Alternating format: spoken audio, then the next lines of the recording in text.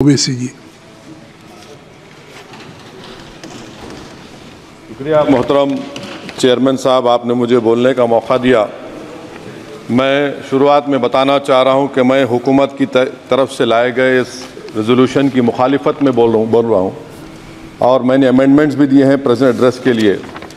और चेयरमैन साहब, आप उर्दू को जानते हैं। किसी एक शायर ने शायद बरसर इख्तिदार जमात के लिए ये शेर कहा होगा कि उसूल बेचकर मसनद ख़रीदने वालों, निगाह अहले वफ़ा में बहुत हक़ीर हो तुम।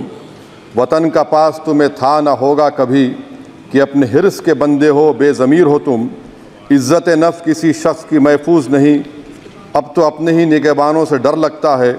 डंके की चोट पे जालिम को बुरा कहता हूँ, मुझे सूली से न जिंदानों से डर लगता है। मोहतरम चेयरमैन साहब, मैं आज इन लोगों की तरफ से बोल रहा हूँ जो दिखते तो हैं, जिनके बारे में बात तो होती है मगर उनकी कोई नहीं सुनता। मैं उनके बारे में बोल रहा हूँ जिनके बारे में वज़ीर आज़म मोदी ने कहा था कि घुसपैठी है। मैं उन बेटियों और माओं के बारे में कह रहा हूँ जिनके बारे में मोदी ने कहा कि ज़्यादा बच्चे पैदा करते। मैं उन मासूम नौजवानों के बारे में कह रहा हूँ जिनको मॉब लिंचिंग के ज़रिए मारा जा रहा है। मैं उन बेज़ुबान माँ और बाप के बारे में बोल रहा हूँ जिनकी औलाद आज इस हुकूमत के गलत क़ानून के चक्कर में जेलों में सड़ रहे हैं। सर, मैं दस्तूर जब इस ऐवान में बन रहा था, संविधान बन रहा था, तो उस वक्त अलहदा वोटर लिस्ट और इंतखाबी रिजर्वेशन की बात आई। तो उस वक्त के हमारे फाउंडिंग फादर्स ने, हमारे बुजुर्गों ने, दोनों समुदाय के हिंदू और मुसलमानों ने फैसला किया कि हम इस पर राज़ी नहीं होंगे। बल्कि उन्होंने क्या कहा था हमारे फाउंडिंग फादर्स ने, उन्होंने मुखालिफत की थी अलहदा वोटर लिस्ट की और इंतखाबी रिजर्वेशन की। उन्होंने कहा था, I quote sir, it is the duty of majority community to ensure that minorities are elected in the representative numbers. BJP मुसलमानों की नफरत पर जीतती है और मुसलमानों के नाम निहाद मसीहा मुसलमानों के 90% ज़्यादा वोट हासिल करते हैं, मगर फिर भी इस ऐवान के दरवाजे नहीं खुलते मुसलमानों के लिए और सिर्फ 4% मुसलमान जीत कर आते हैं। सर, संविधान सिर्फ एक किताब नहीं है जिसे चूमा जाए, संविधान एक किताब नहीं है जिसे दिखाया जाए, संविधान एक सिंबल भी है, मगर संविधान एक हमारे बुजुर्गों के ख्वाबों की किताब है। हमारे जमहूरियत को हमारे बुजुर्गों ने इस तरह समझा, हमारे फाउंडिंग फादर्स ने इस तरह जमहूरियत को समझा कि इसमें हर समुदाय और मजहब और समाज के मानने वाले लोगों की राय को शामिल किया जाएगा इस मुल्क को चलाने के लिए। मगर इस ऐवान में सिर्फ 4% मुसलमान जीत कर आते हैं। मैं संविधान से जो मोहब्बत के दावे करते हैं उनसे कहूँगा कि कभी उठाकर पढ़ो कॉन्स्टिट्यूएंट असेंबली डिबेट्स में कि नेहरू ने, HC मुखर्जी ने, सरदार हुकुम सिंह ने माइनॉरिटीज़ के बारे में क्या कहा था। सर, वतन अजीज़ का मुस्तकबिल कैसा होगा जब बीजेपी मुझे गायब करना चाहती है और दीगर हिज़्ब इख्तिलाफ की पार्टियां के लिए मेरा वजूद सिर्फ वोट डालना और अपनी खबर में जाकर सो जाना है। इसीलिए आप देखते हैं कि समाजी इंसाफ है सर कि 4% मुसलमान जीत कर आते हैं। सर, इस ऐवान में OBC समाज के MP अब अपर कास्ट के MP के बराबर हो चुके हैं। OBC समाज के MP अब अपर कास्ट MP के बराबर हो चुके हैं और 14% मुसलमान सिर्फ 4% जीत कर आते हैं। CSDS का डेटा ये बताता है कि इस मुल्क में जो वोट बैंक है, जो एक मुश्त वोट डालता है, वो अपर कास्ट का है। मुसलमान का कभी ना वोट बैंक था ना कभी रहेगा। सर, 4 जून के बाद 6 मुसलमानों की मॉब लिंचिंग हुई। 11 घरों को मध्य प्रदेश में मोदी के बुलडोजर ने निस्तनाबूद कर दिया। हिमाचल प्रदेश में एक मुसलमान की एक दुकान को लूट लिया गया और हिज़्ब इख्तिलाफ की पार्टियों की तरफ से सन्नाटा है। शायद अब वक्त आ चुका है कि लफ्ज़ मुसलमान का नाम लेना भी अब उस पर पाबंदी आयद कर दी जाएगी। सर, मैं ये बात बताना चाह रहा हूँ कि नरेंद्र मोदी को जो मैंडेट मिला है। एक मिनट, आप लोग बैठ जाएं, कृपया आप लोग बैठ जाएं। श्री मनसुख मांडविया जी, आप लोग बैठ जाएं, कृपया माननीय सदस्य बैठ जाएं। श्री मनसुख मांडविया जी, कृपया आप लोग बैठ जाएं। अपने प्रारंभिक आप लोग बैठ जाएं, आप लोग बैठ जाएं। माननीय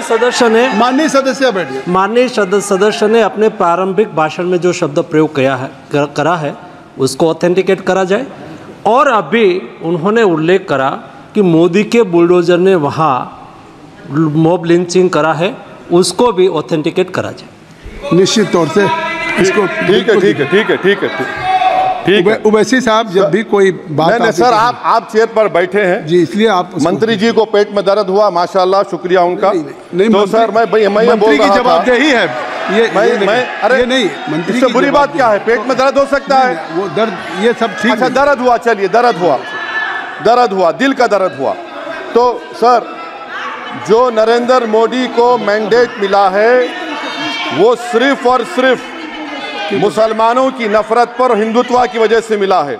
आई would like to say it is not Modi's in dock but every single person voted him despite his anti Muslim voice. And I would like to tell the opposition parties this is not a moral victory for you, this is a victory of majoritarianism. Everyone should contemplate and do introspection. Why is it that the OBCs and the upper caste are getting their due representation?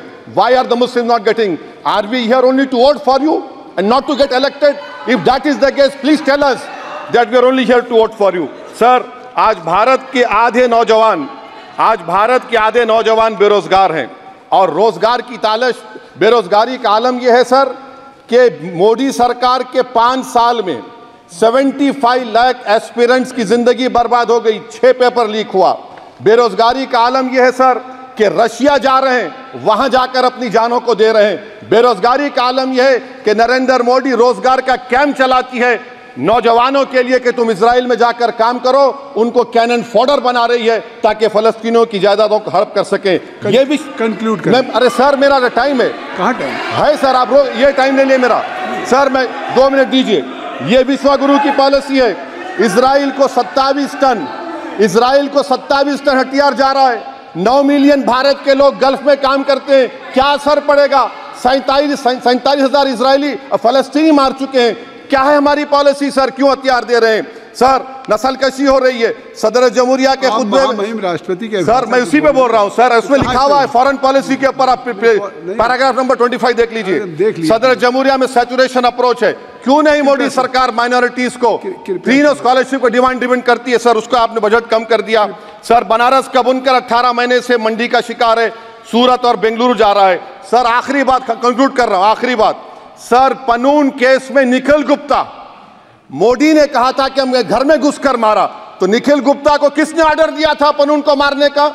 अगर नहीं दिया तो उसको बचाइए, और अगर दिया नहीं तो फिर उस पर पीएमएलए क्यों नहीं लगाते? और सर समाप्त करो। कमेटी बनाई आपने, उसका क्या हुआ?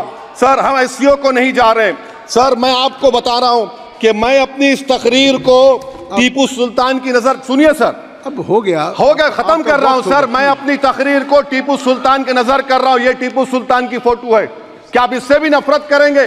सर ये संविधान में टीपू सुल्तान की फोटो है जिस पर वल्लभ भाई पटेल ने साइन किया, श्यामा प्रसाद मुखर्जी ने साइन किया। ये आपकी नफरत है सर। आखिर में मैं अपनी बात को खत्म कर रहा हूं इस शेर पर कि क्या दिन दिखा रही है सियासत की धूप छांव, जो कल सपूत थे वो कपूतों में आ गए, थे इस कदर अजीम के पैरों में ताज थे, इतने हुए जलील के जूतों में आ गए। बहुत बहुत शुक्रिया सर।